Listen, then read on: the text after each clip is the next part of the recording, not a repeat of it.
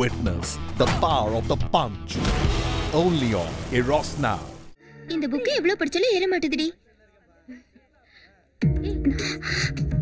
எங்க போற?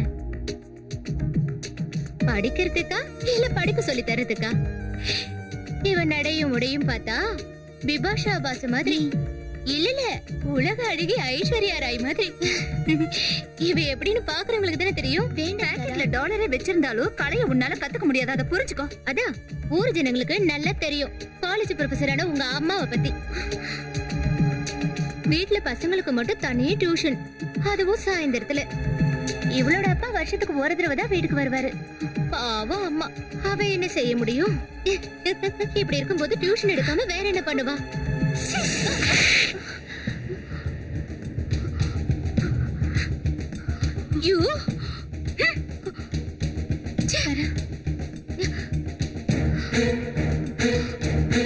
அவளை அவமானப்படுத்தணும்.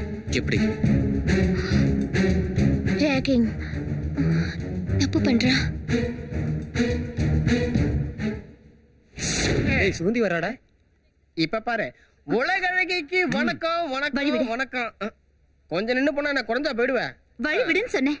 உலக அழகின்னு சொன்னாலும் சொல்லிட்டு அப்படி இப்படின்னு ஓவர் பில்டப் கொடுக்குறா. கொஞ்சம் நில்லாண்டி. இப்ப நீ வழி விடலன்னா நான் கம்ப்ளைண்ட் பண்ணுவேன். பிரின்சிபல் கிட்ட இல்ல, போலீஸ் கிட்ட. அட, இவனோட அப்பாவும் போலீஸ்காரன் தான், அதுவும் DSP.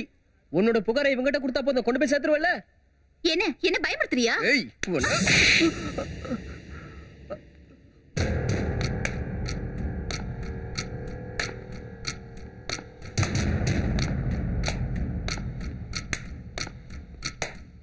fantastic, brave, superb performance.